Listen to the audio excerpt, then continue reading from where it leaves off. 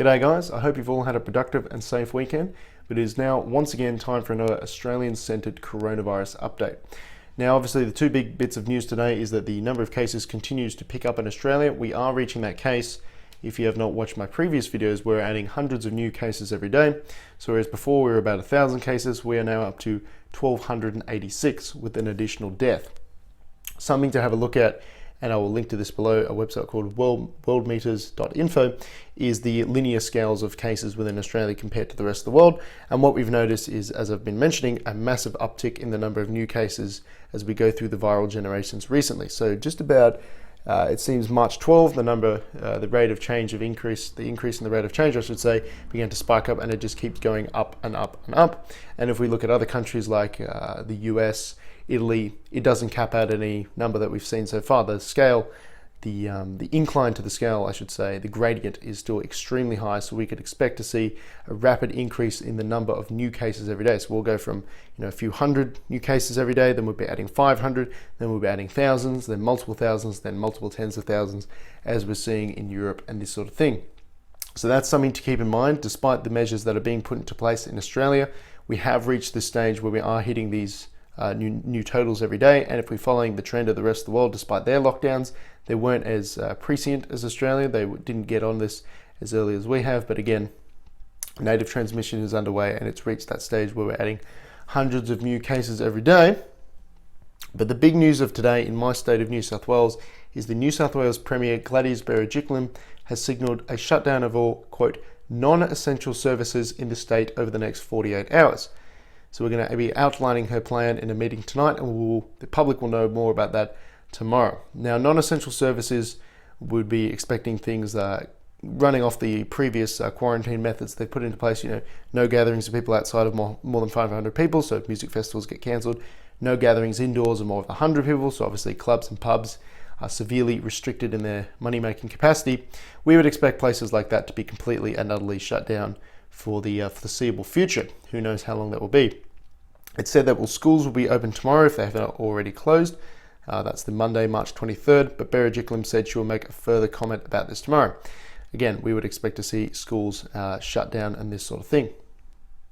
So it was being noted that supermarkets, petrol stations, pharmacies, convenience stores, freight and logistics home delivery services will remain open, being only some of the things that will remain open. So again, for me, working in manufacturing, this remains open-ended to see whether this is a essential or non-essential service. I guess I'm just going to have to find out about that tomorrow.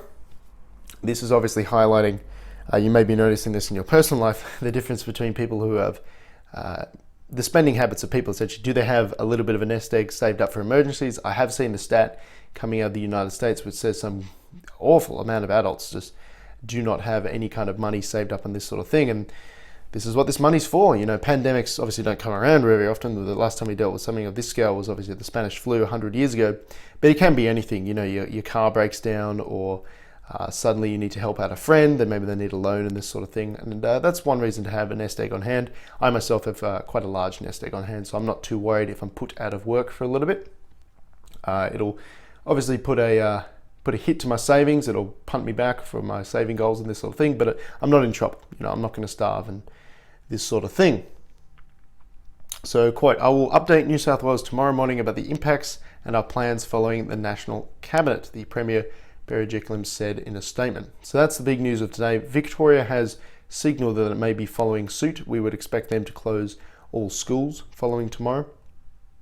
And obviously this is going to be a big problem for some people, especially for uni students, which is what I'm noticing, because I know people who go to uni and this sort of thing, because a lot of these jobs that are getting shut down in events and hospitality and tourism and this sort of thing are those sort of part-time or casual jobs that uni students tend to work. So you go from having a university degree where you're studying and you're working to basically nothing, and you still have to pay rent.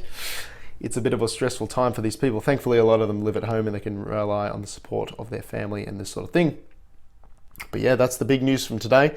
Additional hundreds of cases as we've hit, as I mentioned in my previous video. This will again tend to increase. Looking at this linear scale, comparing to other countries we've seen, United States and Europe and this sort of thing, this linear scale will increase. The gradient will get worse and worse. We will get to that point where we're hitting within the week, I would say thousands of new cases every day, then tens of thousands of cases every day, as we're seeing in other parts of the world. So if you're not already prepped up, you're basically out of time. As I said in the last video, do what you can. Scramble together what you can. You're not going to be eating a whole lot.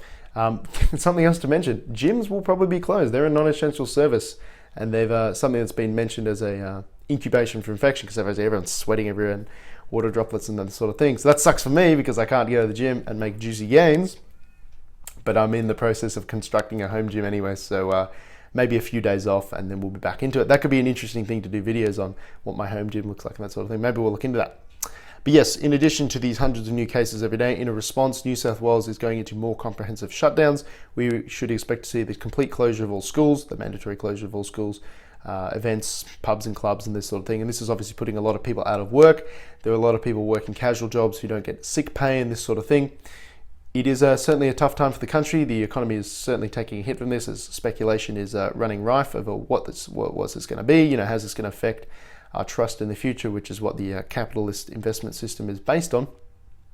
But yes, I wish everyone good luck in these trying times. Our ancestors survived way worse than this, 1,000 times over, with much less resources. We do have widespread access to food, even with these shortages. Our ancestors did not. We do have widespread access to sanitization, clean water, and this sort of thing, which our ancestors lack. If the Black Death didn't wipe out humanity with the type of sanitary conditions they had in medieval Europe, then this has got no chance. It is merely, for the most part, an inconvenience unless you're extremely old. If you're in a bad fiscal situation, it could be pretty bad. Extremely old, immunocompromised, you have some sort of respiratory condition, this sort of thing. It's probably not going to kill you unless you're one of those unlucky people, but this will be certainly putting people out of commission. We could expect further quarantines and stuff coming from Australia. So as always, do what you can to prepare. Keep training in the gym. This is no excuse to stop being fit, both mentally and physically. You've got plenty of time to read books. I will be painting my Warhammer, which you can't see. It's just out of shot. Take care and have a good one.